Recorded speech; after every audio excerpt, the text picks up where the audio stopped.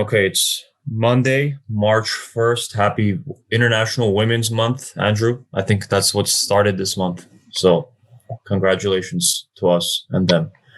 And to kick us off into that month, we were ending February with Rozenstruik versus Gane fight night. Started that was a women's match, right? Yeah. We pretty much felt like it. That was an unintentional good segue. That's not where I was going with this, but that worked out pretty well. Let's just start right there, man. That was a boring ass fight. Dude, besides it being boring, I thought it was like fixed or something. I don't know how else to put it, because the whole time I'm watching Rozenstruik, and I'm watching Herb watch Rozenstruik, and I'm thinking, dude, Herb thinks he's gonna knock this dude out. Gane is gonna be gone. You know what I mean? And all right, you're conserving energy round 1, round 2, round 3, round 4, but then in round 5, you should be dumping. Why didn't that happen? Why didn't the dump occur? He looked fine. It wasn't like he was winded. It didn't look like he was that exhausted. So I don't understand the logic behind your strategy, dude. You should have dumped every single last drop right there in the 5th, ended it. Even if you went down, who cares? Do something. Yeah, I don't know what he was doing. Jairzinho had 42 significant strikes for a 5-rounder. Gane, in his credit, I mean, he was actually throwing, but like he was still kind of playing it safe. It looked like when we were watching, like he wasn't. Yeah, he had totally. They both had a couple of bursts in the beginning-ish, and I think once Gane felt like he comfortably secured 3 rounds, it was just more like, let's just make sure I don't lose. So he was fighting to not lose versus fighting to win. That's how it looked like to me. So he ended with 102 significant strikes. And the thing is, so almost half were leg kicks, 46.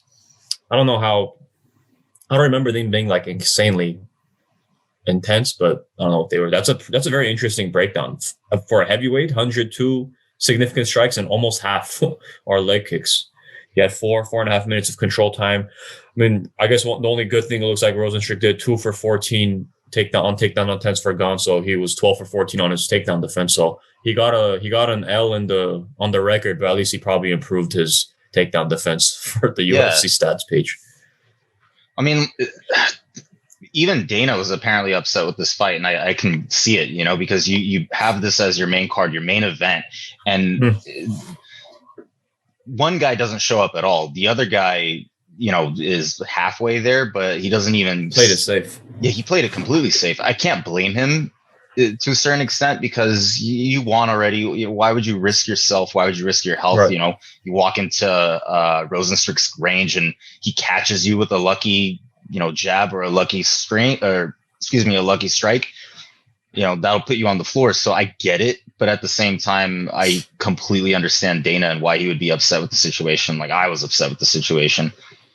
So yeah, because these guys are what were they? I think 4 versus 7. I think Jairzinho was 4. Gane, I'm pretty sure was 7. I think Rozenstruik was 4. So these are highly ranked guys, both top 10 guys. And again, I won't say about Gane, but yeah, Jairzinho really was super gun shy. In the beginning of the fight, I was like, dude, is this going to be another Ngannou versus Lewis, which was absolutely awful. Now, it wasn't that to that extent, fortunately, but it also wasn't, because when we were talking about this fight amongst each other leading up to the event, we were like, this is going to be a banger. There's going to be bombs being launched, and it was a peaceful protest. It wasn't the war.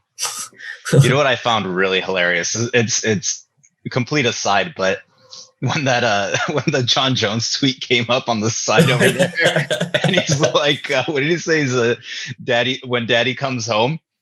And yeah. Immediately after, Ngannou puts out his tweet, man. Daddy's coming home or something. Yeah. Oh my God. That was honestly the most entertaining part of that fight was when those 2 sequence of tweets came out. The rest of it was no point. Yeah, Jones says these boys better get used to pushing the pace. All this standing around ain't gonna fly when daddy comes home. And then Ngannou responded to that by saying daddy's coming home or something with like question marks and like a laughing face. It was so funny, man. That was the highlight of that fight, I think. That just That's like, without a doubt. Nothing to do with anything, man. It was awesome. John Jones already stealing the spotlight amongst the heavyweights. I don't know what you do. I was looking forward to this, man, because last week we had 4 heavyweight fights last week. 3 were pretty good. Yeah. Not pretty good. 3 were good, especially how that main event ended between Lewis and Blades. And then, just did not live up to I mean, there wasn't like an insane amount of hype behind this card, but if you watch the sport, you're kind of aware of what's the heavyweight division, and you know these 2 guys. You know the power behind Jairzinho. You know Gane is an up-and-coming youngster. He barely has any MMA experience. This guy's been fighting, I think, doing MMA for like less than 3 years or something. He's 30 years old. He's already probably now maybe going to crack the top 5. I think the rankings will be updated tomorrow. It was just it was like one of those fights where, again, he was like, I feel like Gane was probably thinking, I have a chance here to crack into the top 5. I'm just going to like execute my game plan to a T. I'm not going to take any chances. And, you can do that. As I was listening to DC and Helwani today on their show, and DC was saying, he's like, you can have fights like this. It's just as long as this isn't the type of fighter you are, you can have like a snooze fest like this here and there. But like, as long as you're not here and there, this kind man, of thing, everything. You say here and there, but like, at least a what's his professional record in UFC? He's 8-0, but he's 8-0 professionally, and this was I think his 4th UFC fight. Okay, dude, like that's a little too early to start playing the safe game because Dana's riding your ass, dude. You know what I mean? Like that's what happened with Colby. He was playing it safe, and it got to the point where Dana was about to nix that contract, and he had to come up with some sort of gimmick, some sort of character to keep not just the crowd, but Dana interested, which right. Probably important. Yeah, so I don't know. I mean, keep your boss there's happy, really nothing else to even say about these guys. No, the only final comment that I have is their last fight before they fought each other was against Dos Santos, both of them, and they both knocked him out. They both knocked him out. So it's like, okay, dude, this is going to be fantastic. It wasn't. I don't know. Disappointing is all I have to say. Actually, what I just remembered, because we were saying this while we were watching, you were like, because you were defending Jairzinho. You were like, he's just conserving energy. He might come out in the 4th. He might come out in the 5th. I'm like, he's not conserving energy. He just hasn't done jack. Like, he hasn't even pulled anything. That was my Mountain you brought up a good point. That was my Mountain Dew. You brought up that was a good one, was about Overeem. Probably. But you were like, well, dude, look at what he did to Overeem. And I was like, actually, I momentarily did forget about that, because he caught Overeem. Overeem was probably very possibly going to win that fight. There was like 10, 15. There was not a lot of time left in that fight. I think it was in the last 10 seconds. It was last 2 seconds even, dude. It was very. And he got like a walk-off buzzer beating KO. So it was, that's the thing with these big guys. They have that ability. Round 5, 4 minutes and 56 seconds. So you had 4 seconds left and he knocked him out. So I when you mentioned that, I was like, actually, it's possible, but he just didn't, like, he may as well have had his hand in his pockets because he wasn't using them. It was very bizarre, but it happens. I mean, again, this was not like the same way as like Lewis and Ngannou when that fight happened. Those are 2 different animals. But the fact that fight ended up being the way it did, then it could happen with any of these heavyweights. Absolutely, dude. Even the last DC and Stipe fight wasn't overly exciting. The third one wasn't. It was. No, it wasn't. We were just like sitting there watching, like they're just poking each other's eyes, and just DC has his hands up like this, and he's trying to push Stipe, and so that was the main event. Yeah, not very exciting. Yeah. Let's skip it. And right before that, we had a couple cruise past the other big boys. Yeah, the light heavyweights. We had again another fight that we were excited about. It was pretty boring. I thought it was pretty boring. Not as boring as the Gane and Rozenstruik, but Krylov and Ankalaev. Yeah. It looked like it was going to be exciting, and then nothing. Like these are numbers that don't make sense to me for light heavyweights. For Krylov, you have 47 significant strikes. And this went to decision. So through 15 minutes, you have 47 significant strikes for Krylov, and you have 43 for Ankalaev. I don't know why the total, like for Krylov, it wasn't overly accurate, 47 for 120. Ankalaev was a little bit more accurate, but just not that much thrown, 43 for 92. Not much activity in this one. Now, Ankalaev did get to the ground 3 times. It looks like 6 minutes of control time. Wow. Well, so that's what I was going to get at. When my pick for this fight was Krylov, and my assumption was that he'd have the better ground game actually, because I thought Ankalaev would have been the better striker overall, and it was kind of it kind of ended up being the opposite. So Ankalaev was really hard to take down. His TD defense was pretty strong. He was countering everything Krylov would throw. Like Krylov would throw a kick, and then you would see some punches. Immediate response. His response was immediate. Yeah, so I don't know what Krylov could have done in that situation. I think that may have thrown him off a little bit too, because anything that he would attempt, it was just quick, boom, boom.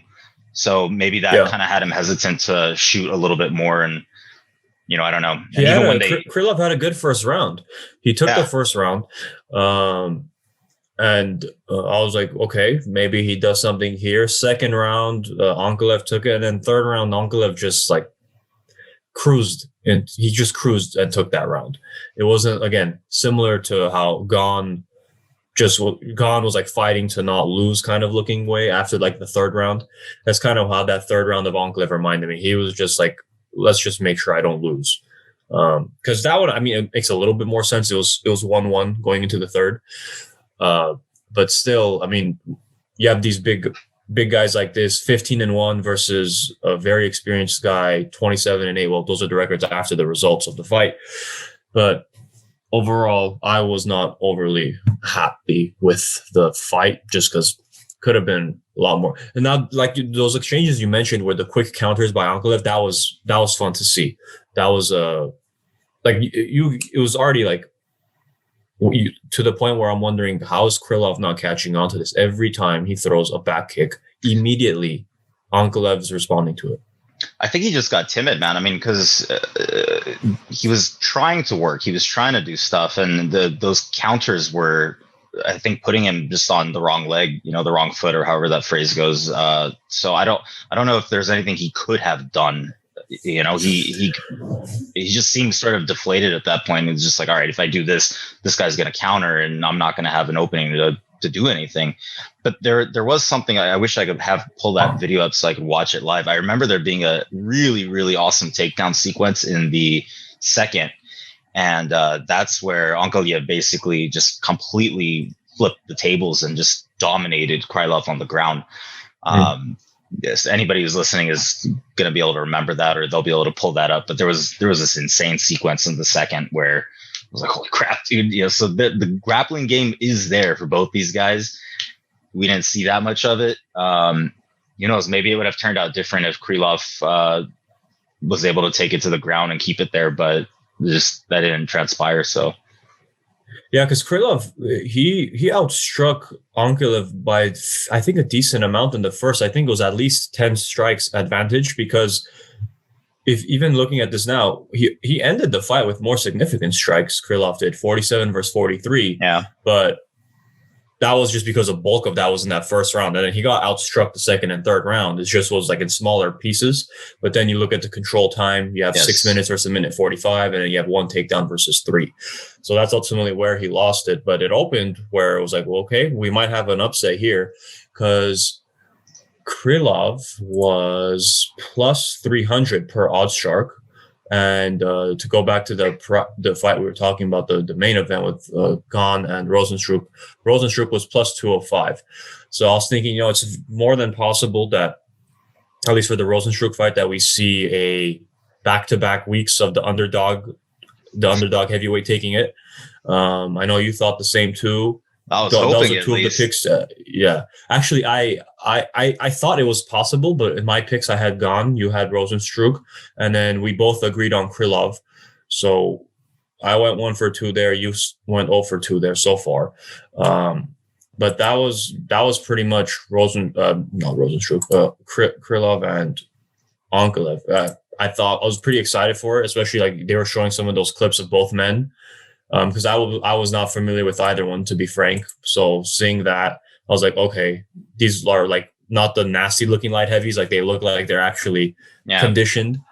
I enjoyed this fight more than I enjoyed the Gane Rozenstruik fight, but I still wasn't overly enthused that it was like the co-main, for example. I 100% agree with you. I mean, I think you pretty much hit the nail on the head, and we're going to be aligned on that opinion. Yeah.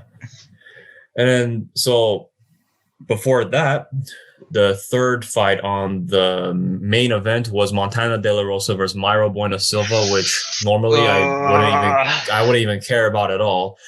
But there's a big butt in that one, man. Yeah, I had a few proper 12s riding on this one.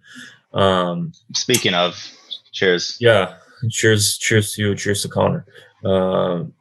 So this fight, again, I have little to no interest. So I tried to garner some kind of interest by putting some cheddar on it. And the first round, we have Montana De La Rosa was going for a takedown, and it was along the fence. And as Silva was being taken down, she instinctively grabs the cage. Yeah. And immediately the ref's like, whoa. Like not even a warning, just immediately jumps into it and says, deducts a point immediately. Now, initially, we were all like, what the hell? Like, where was the warning? Nothing. He just took a point off. And then what I'm unsure of, and I'm still unsure if I didn't look into it, I don't know if you've heard anything. I think on the broadcast or something, they were mentioning because while she was going down, she grabbed it, was why he immediately called it off. So if that's the case, and that's like actual rule. Yeah. Because then I was like, you know what? I actually didn't realize that. I thought it was just one of those where like you're on the fence and you kind of think it. Because how many times do we see that someone's along the fence, their toes are interlocked or they're not supposed to be, or they're against the fence and they're grabbing it, and then the ref will literally just like smack their hand and say, "Hey, get your hand off there," or they warn them multiple times. How many warnings did Herb give to Gane? Oh, there was in that fight, right? Yeah. Verbal. I think there was maybe a hand smack too. So at least 5 warnings, not a point deduction at all. And I think he didn't get Rozenstruik like twice in the cup too. Yep. Yeah. So plenty of warnings there. No point deduction. Now, I don't know if the differentiator now is because it was literally on a takedown attempt while she's falling, she grabs it. If that's the case, then I was unaware of that rule. So that would make more sense.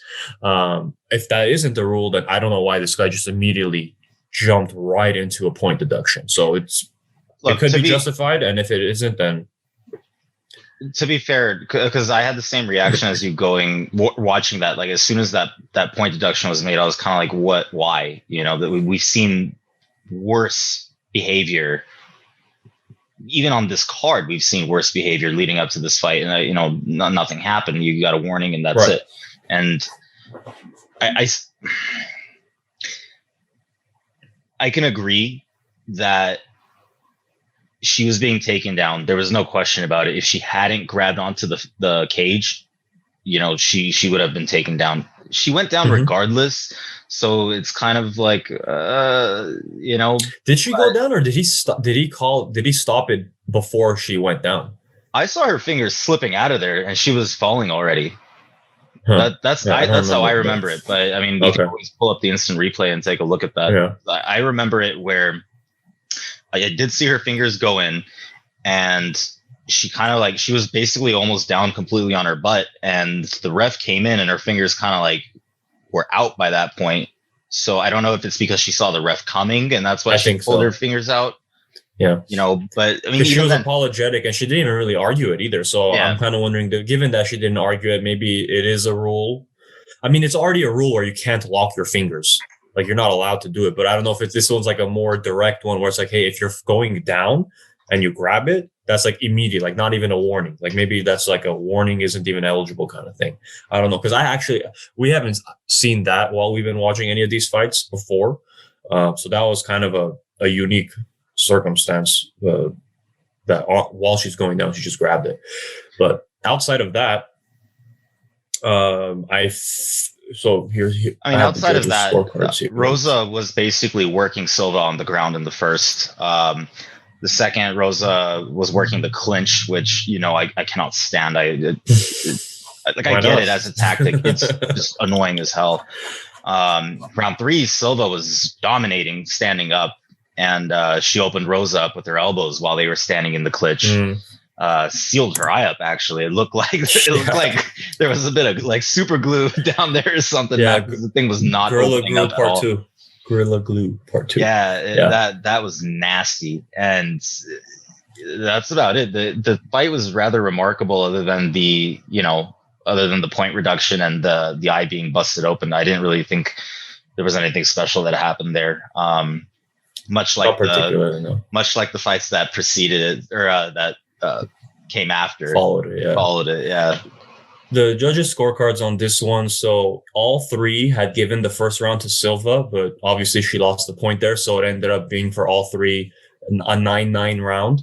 Round 2, all 3 gave that round to De La Rosa. So far, I think we both agree with both of that. And then round 3, every judge gave it to Silva again.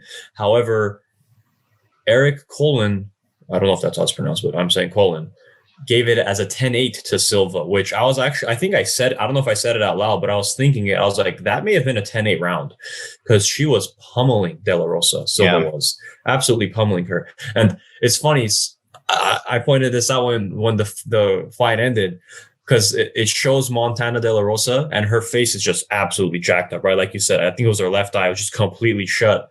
And then Bisping, with maybe the line of the night, goes like, and he says this right when it's showing her face jacked up like that. So I'm wondering if he was just being like super sarcastic, but he held he held it really well. And he's just like, that was a very close round between these two or something like that. I'm like, no, it wasn't. Her face, all of that happened in that round. that wasn't like accumulated over the fight. She busted her up in that round. I was like, I don't know which fight you're watching. And that's why I was like, maybe that one eye that he has started acting up. No, he was probably texting at the time, and like he popped his head up towards the end, and he's like, should I have to say something really quick, just anything, Well, I saw he posted a picture on Instagram with like one of those like CBD supplements. Like he was ringside, he had his headphones on, and he posted it. So he was probably too busy trying to get that picture taken, and he didn't get a chance to see the third round.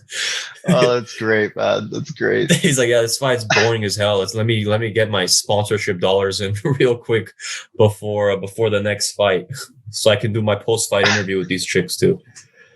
But yeah, so now we're three fights going down from main event downwards. 3 fights that were fairly boring. This one I had Silva winning. We both had Silva winning. Yeah, we did. We both had Silva winning on this one. Silva was a heavy favorite. Sorry, not heavy favorite. She was. So close. It was just pretty close. Yeah.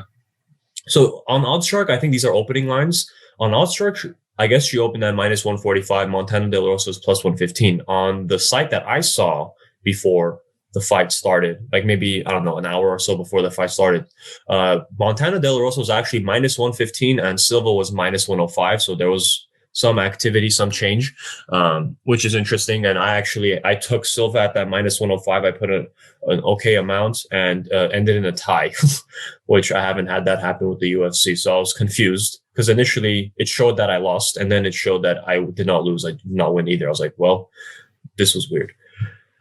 Hey, don't look a gift horse in the mouth, man. Yeah. So now we get to, without a doubt, easily, not even close. Oh yeah. UFC acknowledged it too. The fight of the night. And I was kind of thinking as much going into this event that it was going to be between this Munhoz Rivera fight and between Rozenstruik Gane. I was like, these two will both probably be great because Pedro Munhoz is exciting, Jimmie Rivera is exciting, and they fight. Like Rivera, I think a lot of his fights go the distance. But it's an exciting fight. That leg, man. Holy crap. His leg was just compromised. I had this it was to bad, say the least. Man. 40. Okay, so I told you, right? I said Gane had 46 leg kicks. Yeah. Okay. So Munhoz had 40, but I remember Munhoz's leg kicks. I don't remember Gane's because Munhoz was absolutely, his leg was an axe and Rivera was like getting chopped, man, just chop after chop. And it was pretty early on. I don't know if it was the first round or second round, but you could already see like Rivera was having problems standing on it. Well, I mean, and props to him. He kept that as his lead leg for most of the time. He still pressed forward. He still did his thing. But there was a point. I don't remember which round it was in. I'm gonna go ahead and guess it was the first because of the way I have my notes down. But you could hear him telling his coaches that his calf was killing him. Yes, you're right. I remember in between rounds. Yeah, he said, I believe it was the first round. Yeah, and that swelling was nuts, dude, because we saw it immediately and it was like, oh man, that doesn't look good. And it just started progressively getting worse and worse and worse and worse over those 3 rounds. And in round 2, I think is when Munhoz just completed the damage that he was trying to do to that leg. Because in round 3, Rivera was just limping. There was the leg had turned to jelly, basically. It was just like he was standing on jello, man. So how did the judges have this one? Judges had all 3 had the first 2 rounds for Munhoz, and one had the third round for Rivera, and the other 2 had the third round for Munhoz. So it was 30-27, 30-27, 29-28. I'm trying to remember. I was thinking it was a unanimous decision for 30-27 unanimous decision for Munhoz. I think that's how I had it scored. But the 29-28, I could kind of understand, I guess, how they got to that. So I mean, it could have been the first, because I don't remember. The third was completely Munhoz. The second, I would even say, was Munhoz, because that's when most of the damage got done to that leg. Like the minute that he realized that working this is doing something, he just kept it up. So if anything, maybe they gave the first to Rivera. Is that how that went down, or because you're looking at? No, it's funny you say the third. It's funny you said the third was the one that you saw was for sure Munhoz. That one judge that scored it 29-28, that he gave the third to Rivera. I don't know how the guy was limping. The other 2, he was. The other 2 had it 10-9 for all 3. Yeah, I mean, props to Rivera, man. Like I said when we were watching it, the guy's built like a Volvo, dude. You can't. And Munhoz has a jiu-jitsu background, so going into this, I thought that he would be working some of that jiu-jitsu. He'd be taking him to the ground. He'd be doing something there, and no matter what, Rivera was just like, you know what, you can't flip me. There's no rolling me. So, all right, let's play that stand-up game. And holy crap, did Munhoz deliver on that, man? It's impressive for somebody from that background too to not even grapple at all. Just all right, awesome. Yeah, you had Rivera that went for 5 takedowns. He landed 1, but it wasn't really impactful. You see the numbers show it too. 4-second control time. So it's like I think I remember he got him down and Munhoz was already up. As soon as he landed, he it was almost immediate. So not really impactful. But no, I mean, Munhoz is a fun fighter, man. He fought Frankie Edgar last in, I believe it was August. Yeah, it was like August 22nd, August 23rd, something like that. And that was the main event. It was Frankie Edgar and Pedro Munhoz. I had Pedro Munhoz winning that fight. That one also went decision. I don't remember if it was a split decision or if it was a unanimous decision at 29, 48, 47. I think it may have been a split decision, but I thought Munhoz won.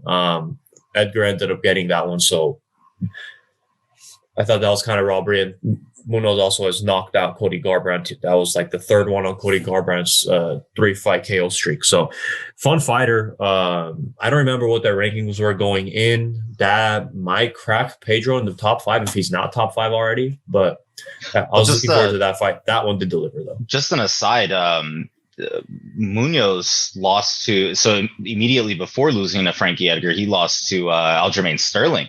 And so we're gonna talk about this a little bit later, but I just wanted to point that out. And Aljamain Sterling's fighting our boy Peter Yan. Yeah. So I don't know, man. Munhoz showed up to this one, so we might be seeing some interesting shakeups occur. Do you see when that Sterling and Munhoz fight was? Was it 2018 or 19? 2019, June 8th, 2019 is when that happened. Oh, okay. I didn't see that one. Interesting. Yeah, I mean, Aljo, like you said, we will talk about that guy's an animal too. So good fight there for the Bantams. Fight, I always look forward to the Bantams because that's one of my favorite divisions, I should say.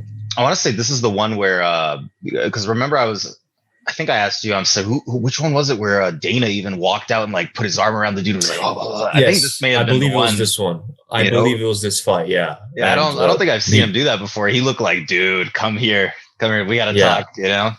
This is interesting. Yeah. That was, I remember that. And I was kind of surprised. I mean, not that I was surprised because that was a fight that deserved that. But like you said, generally, you don't see Dana being the one that approaches the fighter, or at least the way the camera showed that, it seemed like Dana approached them. Usually you'll see the fighter go to him, give him a knuckle touch, ask for the 50 G's or something, and then skedaddle. And then so Munhoz and both Munhoz and Rivera both got the 50K fight of the night bonus. Good, they deserve it, man. Rivera deserves it too. 100%.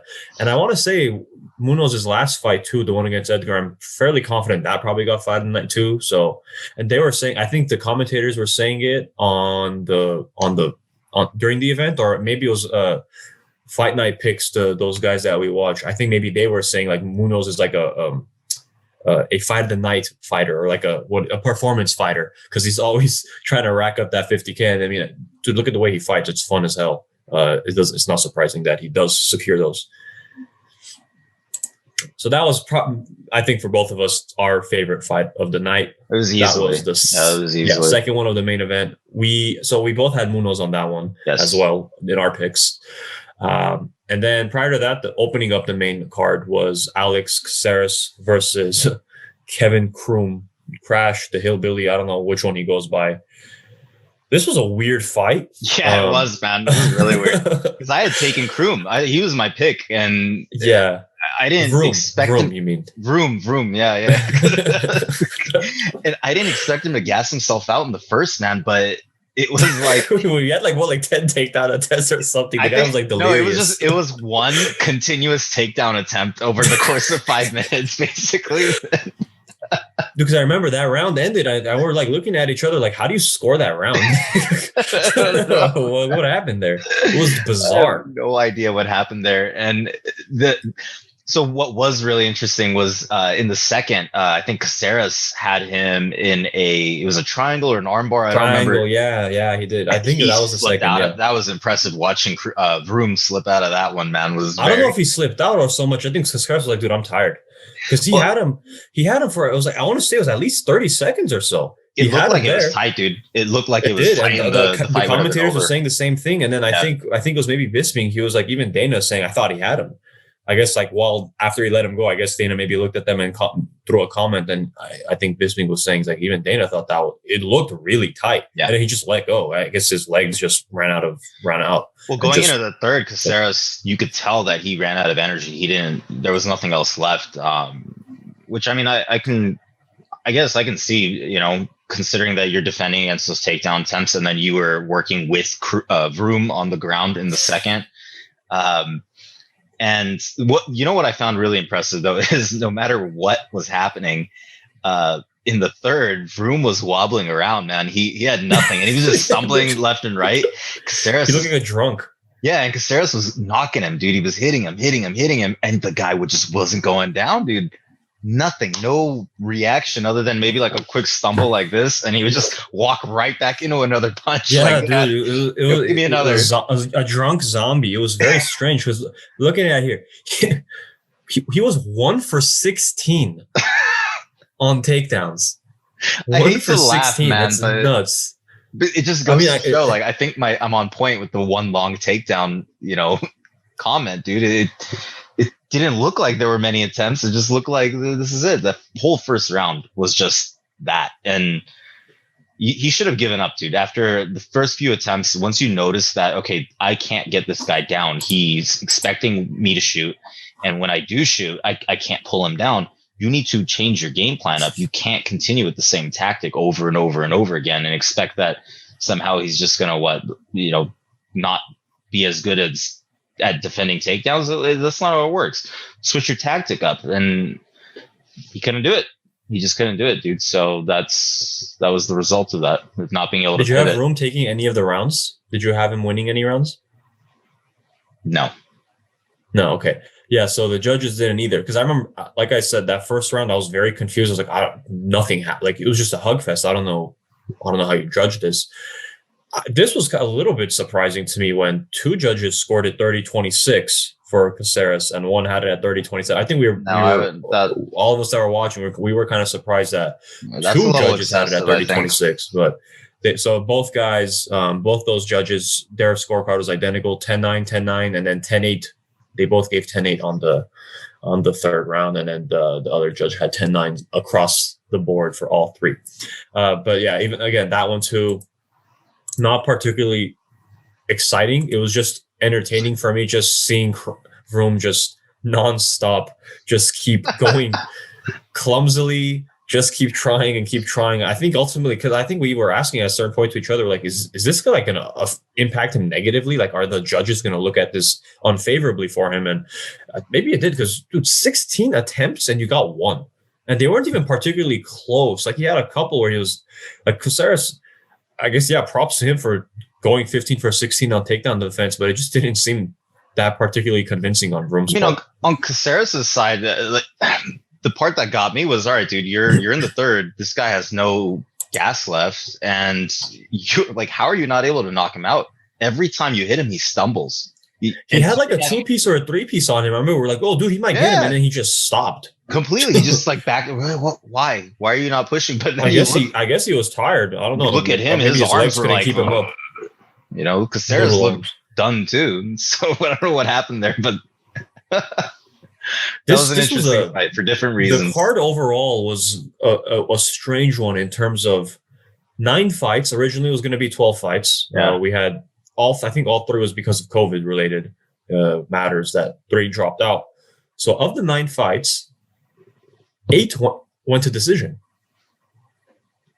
which was pretty interesting. Especially, and again, the complete opposite of last week. Last week had like 7 KO TKOs, something like that. Dude. The first 5 were KOs or TKOs. So interesting seeing the dichotomy week over week. So then we go to the prelims. Now the prelims, I would say, were better than the main card in my opinion, minus the Munhoz fight. But fight of the night was on the main card, but overall, I thought the fights were, minus the Mazo Davis fight, that was boring. But the prelim fights were pretty good. We'll start with your boy Moises beating Hernandez. You had Moises on that one. Oh, we should also say, yeah, we did say this, but Caceres, I had Caceres at my picks. You had Croom. So on this one, I had Hernandez. You had Moises. Yeah. You were very bullish on Moises.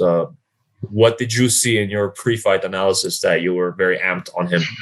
Well, I had seen him fight before, and I think Bobby for me, Green, I believe, was his last fight.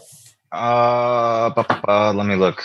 Yeah, it was Bobby Green. I think it was like end of last year, Bobby Green. Yeah, it was October 31st, 2020. He had fought Bobby Green. Yeah, on the silver card. Yeah, I don't remember that fight being exceptionally it wasn't shocking or anything like that. But I think the reason why I took Moises over Alexander was because of the couple fights that Alexander had previously, more so than the fights that Moises had. Because Alexander had fought, I'm going to butcher this guy's name, but Chris Greutzmacher? Greutzmacher? I don't know how to say that. Anyways. Yeah. And he beat him by TKO in the first round of that fight. And we had seen it together, actually. But I didn't think that there was anything there for me to be like, okay, well, how do I put it? It looked more like Chris had a weak chin more so than Alexander had a strong punch. Sure. And coming off his last fight with Drew Dober, he had lost to a TKO. Alexander had. So my thought process was like, okay, he's a striker. He's gonna fight on his feet. Thiago likes to throw in some submissions. He likes to throw in some jiu-jitsu. So maybe, you'll see a little bit of that, and you'll see some neutralization of the fists. But we saw a pretty awesome standing game. There was literally no grappling that occurred. Yeah, one takedown attempt by Moises. I didn't expect that at all. I don't remember honestly. What that was. Yeah. Well, again, so that was my logic behind taking Moises, was that he would execute some jiu-jitsu. He would keep Alexander, neutralized. And he didn't have to do that, which, all right, great. You know, the guy's my pick, so I'm happy, but it was still shocking to have not seen that. The first and the second were really close, as far as I remember. I didn't really know how I would have judged that either way. But there was no question that Thiago dominated in that third round. You know, two of the judges scored it 30-27 for Moises, and the first round for the third judge, that judge gave it to Hernandez, and then the last two rounds gave it for Moises. So he won 30-27, 30-27, and 29-28. This one was a fun fight. I did enjoy this one as well. And the numbers, you look at the strikes, 53 for Moises versus 50 for Hernandez. And Moises really worked the head. You have 36 of the 53 to the head. No control time for either guy, which there was no grappling. Sometimes is nice when it's at least like the control time. Whenever the control time is like due to clinch, and there's like no action in the clinch, there's no activity, no elbows, nothing's being thrown. So that was nice that they just kind of went at it. Well, see, this was kind of my point about, you know, if you see that you're not able to bring the guy down, because Moises did have a takedown attempt. And if you see that you're not able to get this guy down, you need to make a decision very quickly. So it goes back to the Vroom fight where you can't take him down. You need to make a decision. Moises made the decision to not pursue that anymore and just fight him standing up. And that looked like it was the right move to make because he was successful. Yeah, I agree. I mean, I'm glad that one turned out how it did. I did think Hernandez was going to win. Honestly, there wasn't really much thought behind that. I was like, I don't know. I guess Hernandez might take that. He was also, Hernandez was at least opening. He was minus 225, a pretty considerable favorite. Moises was plus 175, so he hit that. And then we forgot to mention Caceres was minus 210 in his fight, and Vroom was plus 170. So Caceres hit at minus 210 and Moises hit at plus 175. I think these were opening lines though, so whatever on that. So that was that fight. That was entertaining. And then we had Alexis Davis versus Sabina Mazo, which should we even talk about Mazo? This? I don't know. Well, there's honestly, besides the fact that our pick was incorrect, it was just a boring fight. The only thing that I have down here, if I didn't have these notes, I would have never remembered this. But the only thing that I have written down here is that Mazo got handled, had decent standing game, but was having her leg worked by Davis. And then I put compromised in all caps with a bunch of exclamation marks behind 100%, 37 leg kicks for Davis. And she really did work her. She did work the legs. I don't remember seeing Mazo fight before. And she looks very uncomfortable on her feet. She reminds me of that string man outside the car wash. She just looked like very noodly.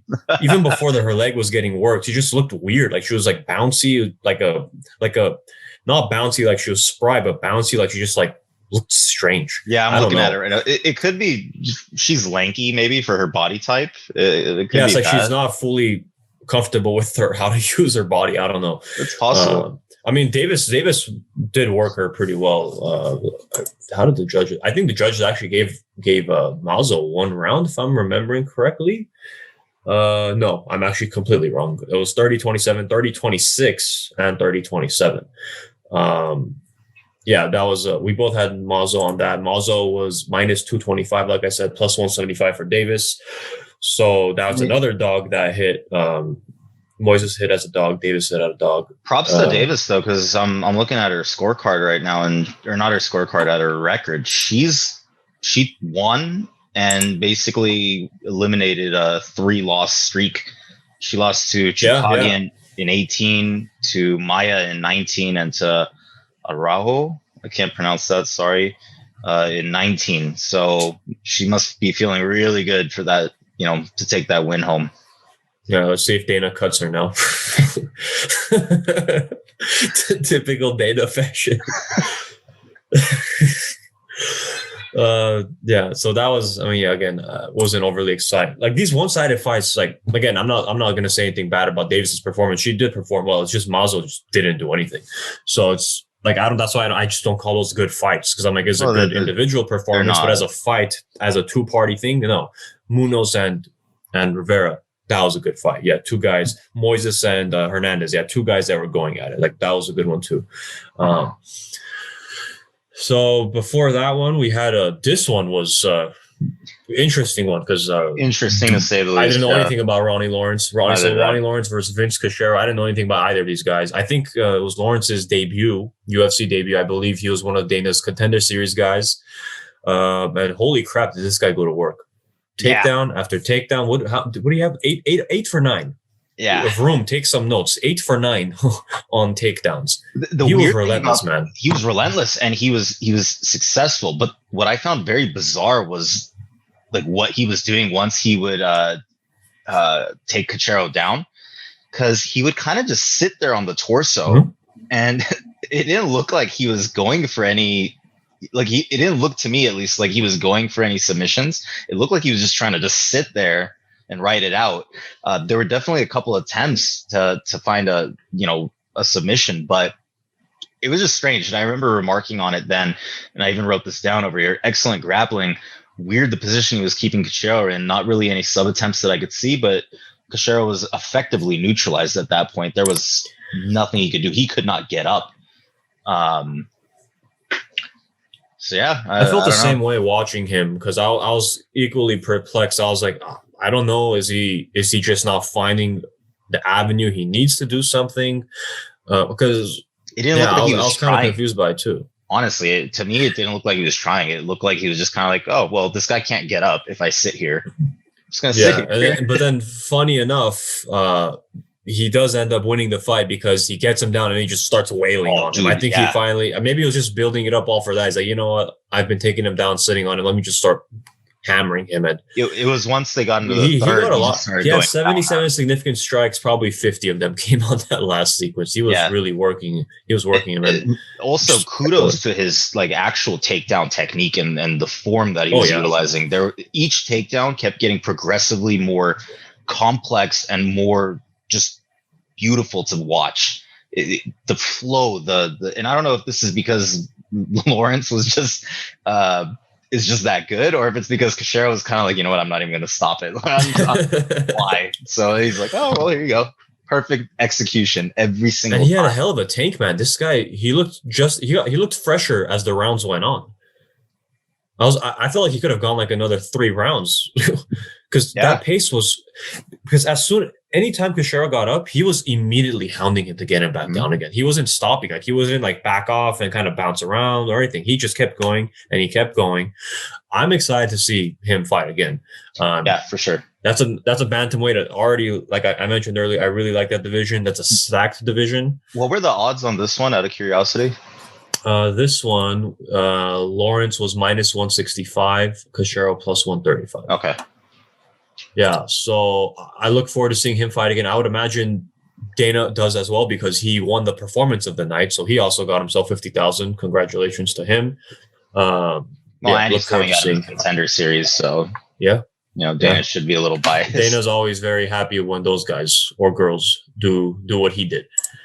And then the opening fight of the night was Dustin, Jacoby, Maxim, Grishin. I think Grishin was the only person on this card, at least the one that I can remember, that missed weight. He missed by 4.5 pounds. Last week we had, I think, 3 or 4 people missed weight. So he had that. So this one, again, I was not particularly familiar with either of them. This was this was an odd one. I had taken Jacoby just based purely off looking at their stats and their prior fight history. But he got robbed. Grishin got robbed. I had Grishin, and he had his lunch money taken from him. And yeah, man, because at the end of that, I thought 29-28 Grishin, because I didn't see what the judges saw here. To me, Grishin took that fight, even though I had taken Jacoby on as my pick. It was just, I don't know. We always talk I think about Grishin's face at the end of it when the announce was perfectly, like his mouth was wide open. He was, we were all surprised. I thought it was very clear that he took rounds 1 and 3. So here's how the judges scored it. All 3 gave 10-9 to Grishin in the first. All three gave 10-9 to Jacoby in the second. I agreed so far. And then 2 give round 3 to Jacoby. And then all 3 gave round 3 to Jacoby. So it was actually unanimous 29-28. That's right. I don't know why for a second I thought it was a split.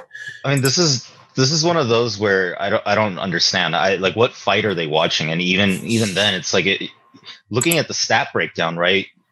Grishin had more total strikes, more significant strikes, more control time, and 2 takedown attempts. Not successful, but there were 2 there. Just if you were to look at this, the stat card and not have seen the fight or not watch any video to go along with it, you clearly would say, oh, well, this Grishin guy would have taken it, right? It makes sense. Because just off that alone, it makes no sense to give it to the other guy. And I agree with that, but the part where that gets tricky is like exactly how which fight was it? We were just with the Krylov and Ankalaev fight, right? Yeah. Ankalaev ended up like but there was control time. Takedowns. Ankalaev had takedowns. So if we look at the strikes, though, for example, he had a little bit more, right? But then what happened was like we were mentioning, he had I think he outstruck him by 10 in the first, and then he got outstruck by 2, and then got outstruck by 2. So then he got outstruck 2 rounds. Overall, he had more, right? This one.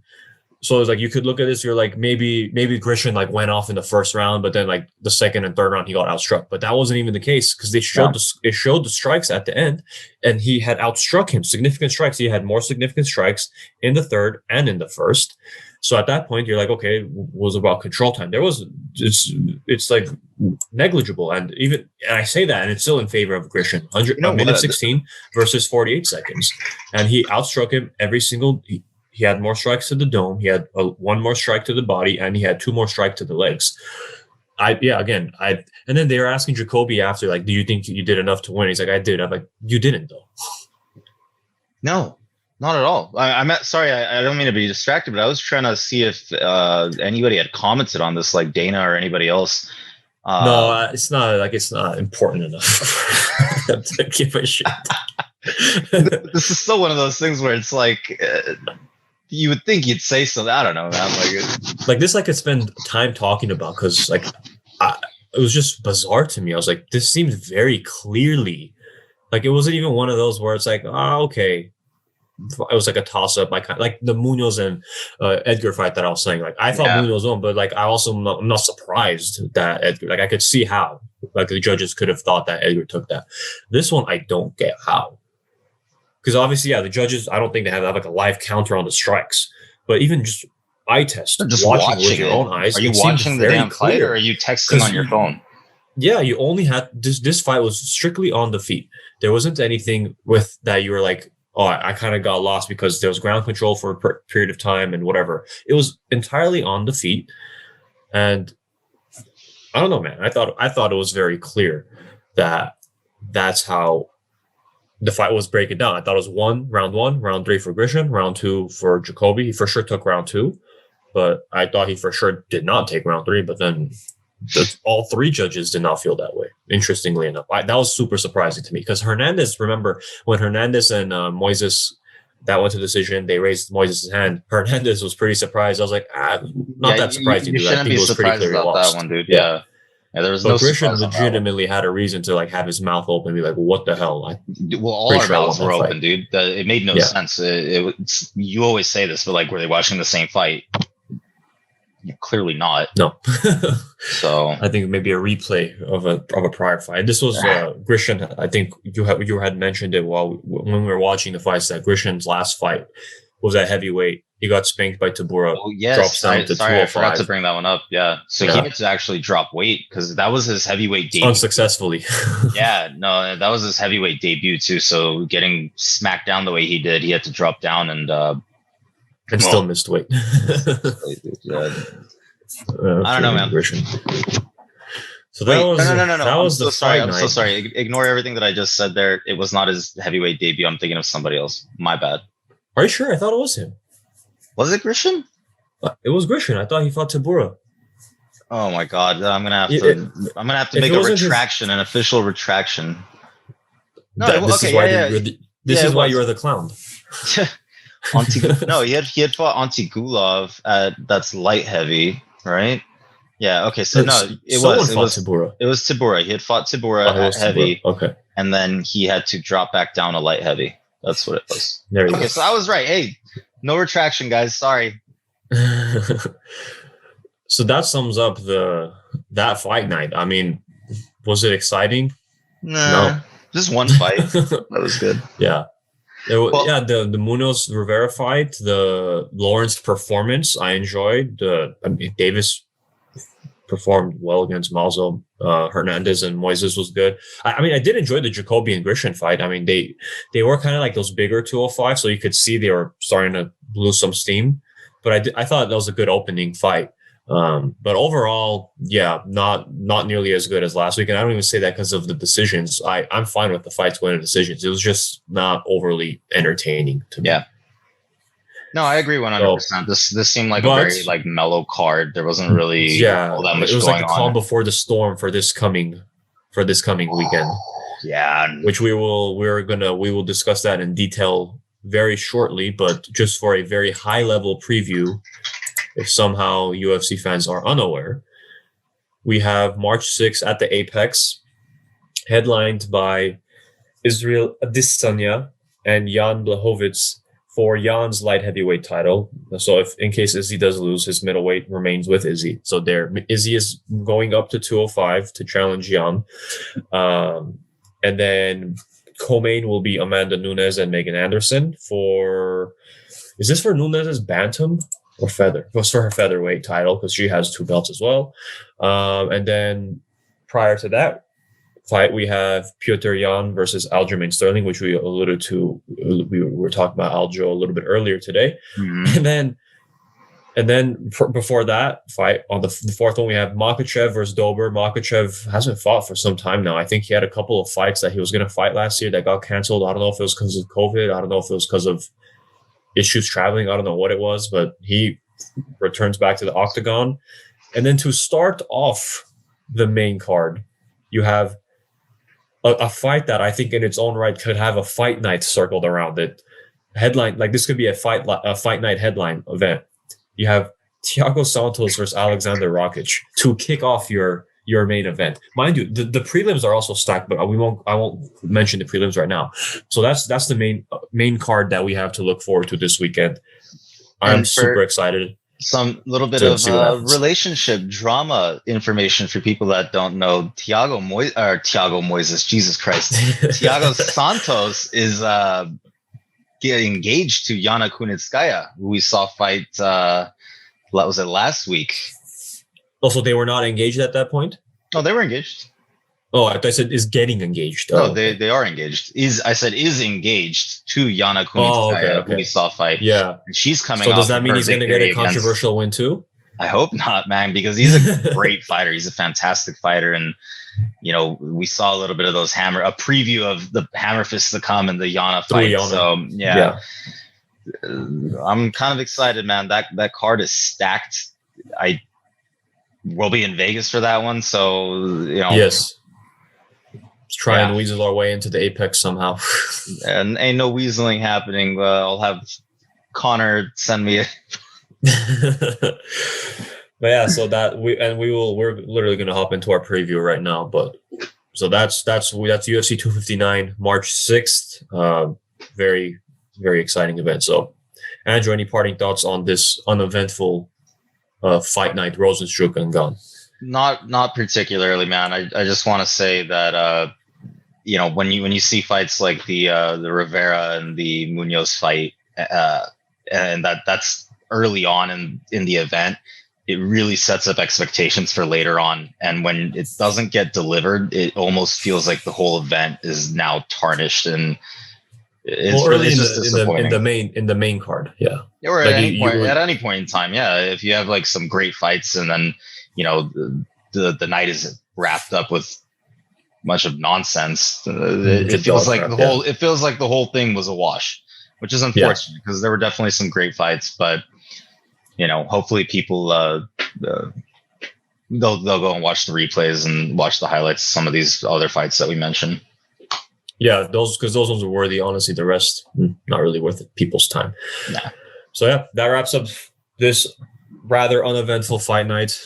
that was emphasized by a complete of a fight between two heavyweights. But hopefully, our pay-per-view, our first pay-per-view, we have two pay-per-views in March, actually. So the first pay-per-view of the month, March 6th, hopefully that kicks off Women's International, whatever the hell it is, Women's Month off successfully. So we'll hop into that very shortly. But yep, that wraps up that. Thanks, guys. Andrew, thank you. And let's hop into the next one.